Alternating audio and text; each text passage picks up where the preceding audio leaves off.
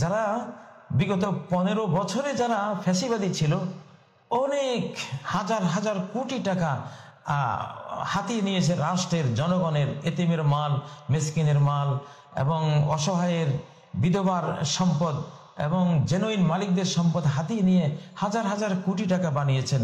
তিনি এখন পরম একজন বিপ্লবী।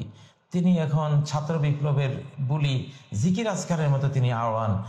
তিনি খুবই এখন বিপ্লবী। আপনি বুঝতে পারবেন না যে উনি অতীতে, ওনার অতীতটা 5ই আগস্টের আগে কি ছিল, কিভাবে তিনি ছাত্র আন্দোলনকে বা বিপ্লবকে ধ্বংস করার কাজে সর্বশক্তি নিয়োগ করে রেখেছিলেন, কিভাবে ফ্যাসিবাদীদেরকে, আধিপত্যবাদী যারা ছিল তাদেরকে তিনি সহায়তা দিয়েছেন, আধিপত্যবাদীদের শক্তি, সামর্থ্য, তাদের প্রভাব কাজে লাগিয়ে কত মানুষকে তিনি গুণ খুন করেছেন, তাদের সম্পদ কেড়ে নিয়েছেন। এখন তিনি খুবই বিপ্লবী, মিষ্টি কথার মায়াজাল বিস্তার করছেন, হাজার হাজার টাকা, লক্ষ লক্ষ টাকা আপনার হাতে তুলিয়ে দিচ্ছেন। যেখানে উনি দেখছেন যে এখানে একটু সমস্যা, সেখানে লক্ষ লক্ষ টাকা, কোটি টাকা ঢেলে দিচ্ছেন। আপনার তো বুঝতেই পারবেন না যে সাধারণ দৃষ্টিতে যে এই লোকটার ভেতরে এত কালিমা, এত ডার্কনেস, এত মারাত্মক লোকটা। তো এরা হলো ডেভিল। মূল ডেভিল হলো যারা চরম মন্দ, কিন্তু এমন বার্নিশ, এমন ফ্যাব্রিকেটেড একটা ছবি যারা নিয়েছে যে বুঝাই অসাধ্য যে এই লোকটা এতটা খারাপ। দেখুন, ও কসামাহুমা ইন্নী লাকুমা লামিনান নাসিহিন, সূরা আল আরাফের 21 নম্বর আয়াত, যে শয়তান কসম করছে আদম আর হাওয়ার কাছে, ইন্নী, নিশ্চয় আমি, সন্দেহাতীত কথা এই যে আমি, লাকুমা, তোমাদের জন্য, তুমি আদম, তুমি হাওয়া, আরে তোমরা এই মাত্র জান্নাতে আসলে, আমি তো জান্নাতে ছিলাম বহুকাল। এই আল্লাহ, তিনি এই জান্নাতের মালিক, তার কাজে হলো এই জান্নাতে একবার এক একজনকে নিয়ে আসে, কিছুদিন পরে আবার তাকে বহিষ্কার করা। তোমাদেরকে বহিষ্কার করে দেবেন, কোনো সন্দেহ নাই। তবে আমি লামিনান নাসিহিন, কসম করে বলছি, অতি অবশ্যই আমি তোমাদের ভালো চাই। আমার ভিতরটা যদি তোমাদেরকে দেখাতে পারতাম, দেখিয়ে দিতাম আমি যে কতটা নাসিহ, মঙ্গল কামী, খায়ের খা তোমাদের জন্য। তো আমার উপদেশটা ধরো, কি উপদেশটা দিয়েছে? যে মা নাহাকুমা রব্বুকুমা আন হাযিহি শাজারা, তোমাদের রব যে তোমাদেরকে বলেছেন যে এই গাছটা খেও না, গাছের কাছে যেও না, এটা কেন বলেছে জানো? তোমরা তো জানো না, তোমরা ভুলা ভালা মানুষ। আমি জানি ভাই, আমি জানি, আমি ভুক্তভোগী। আমি তো এই জান্নাত থেকে বহিষ্কার হওয়া আমি একজন। তো আমার যে অভিজ্ঞতা, তোমাদের তো সে অভিজ্ঞতা নেই। যে আল্লাহ তোমাদেরকে গাছের কাছেও যেতে না করেছে একটা দুরভিসন্ধি থেকে, ইল্লা আন তাকুনা মালাকাইনি, কারণ গাছের কাছে গেলে তোমরা ফেরেশতা হয়ে যাবা, নুরানি ফেরেশতা হয়ে যাবা। আও তাকুনা মিনাল খালিদিন, অথবা তোমরা চিরস্থায়ী জান্নাতি হয়ে যাবা, আর কখনো জান্নাত থেকে তিনি তোমাদেরকে চাইলে বহিষ্কার করতে পারবেন না। এই দুরভিসন্ধি করেই তিনি তোমাদেরকে নির্দেশ দিয়েছেন যে গাছের কাছেও যেও না। সূরা আল আরাফ 20 নম্বর আয়াত। দেখুন কিভাবে কলবুল হাকিকা, মানে বাস্তবটা কি ছিল, যে গাছের কাছে গেলে বিবস্ত্র হয়ে দুইজন জান্নাত থেকে বহিষ্কৃত হয়ে যাবেন, সেটাকে বানিয়েছে যে এই গাছের কাছে গেলে আপনারা দুইজনই ফেরেশতা হয়ে যাবেন। এই গাছের কাছে গেলে দুইজন চিরস্থায়ী জান্নাতি হয়ে যাবেন। যেখানে চোখের পলকে বহিষ্কৃত হতে হবে, চিরস্থায়ী তো দূরে থাকুক, 1 সেকেন্ডও আর জান্নাতে থাকার সুযোগ হবে না। এই ফলটি খাওয়ার পরে সাথে সাথেই বিবস্ত্র হয়ে সেখান থেকে আউট হওয়ার হুকুম চলে আসবে। সেই জিনিসটাকে সে বললোটা কি? একেবারেই উল্টো। আজকাল যেমন জিনাকে নাম দিয়েছে রিলেশন।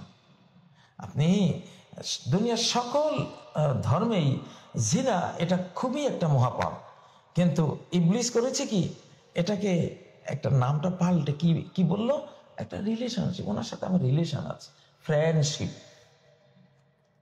যেখানে বলছে চোখে দেখাও একটা জিনা, কথা বলা একটা জিনা, মাথায় কল্পনা করা একটা জিনা, এগিয়ে যাওয়া একটা জিনা, স্পর্শ করা একটা জিনা, সেটাকে নাম দিয়েছে ফ্রেন্ডশিপ, রিলেশনশিপ।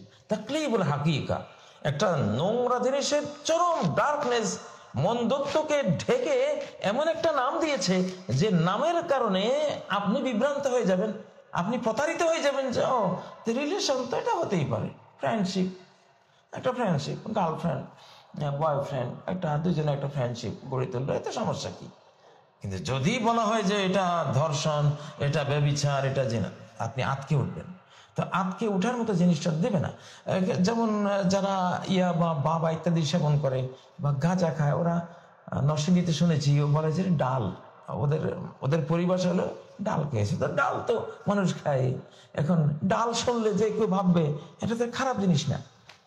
এর টাকার বহু নাম আছে, বহু নাম আছে। ইবলিসের মূল কাজে হলো মন্দকে আপনাকে বুঝতেই সে দিতে চাবে না, এই জন্য মন্দ জিনিসটাকে সে ভালো রূপে আপনার কাছে প্লেস করবে। তো ডেভিল হান্ট এখন বিগত 15 বছরের ডেভিলেরা কিন্তু এখন কেউই ডেভিলের আকৃতিতে নাই।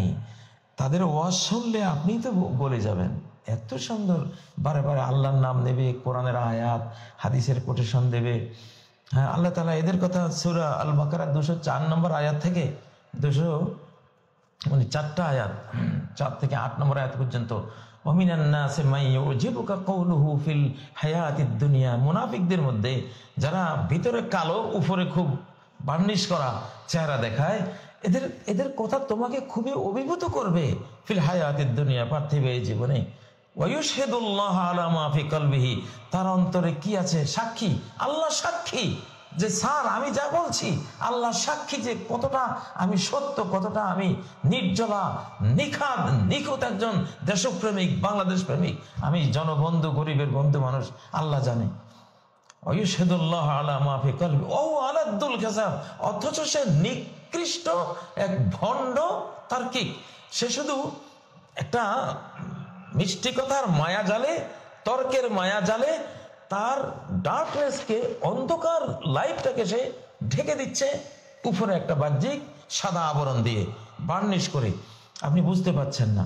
ওই যা তাওয়াল্লা, কিন্তু এই লোকটাই স্যারের সামনে পড়ে এত সুন্দরভাবে নিজেকে প্লেস করলো, উপস্থাপন করলো। একটু যখন স্যারের দৃষ্টির আড়ালে, নিরাপত্তা বাহিনীর আড়ালে যাবে, ওই যা তাওয়াল্লা, যখন সে এখান থেকে চলে যাবে, সাফিলার তার চেষ্টা শুরু, তার অভিযান শুরু জমিনে লাইফসেদা ফিহা, ধ্বংসযজ্ঞ চালাবার জন্য।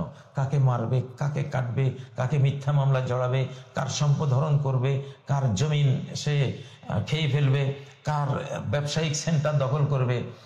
হ্যাঁ, সাফিল আরদে লাইফসেদা ফিহা ওয়ায়ুহলিকাল হারসা ওয়ান নাসল, এবং সে অন্তরালে গেলেই কিভাবে ফল ফসল ধ্বংস করবে, নসলে ইনসানি, মানব বংশকে ধ্বংস করবে।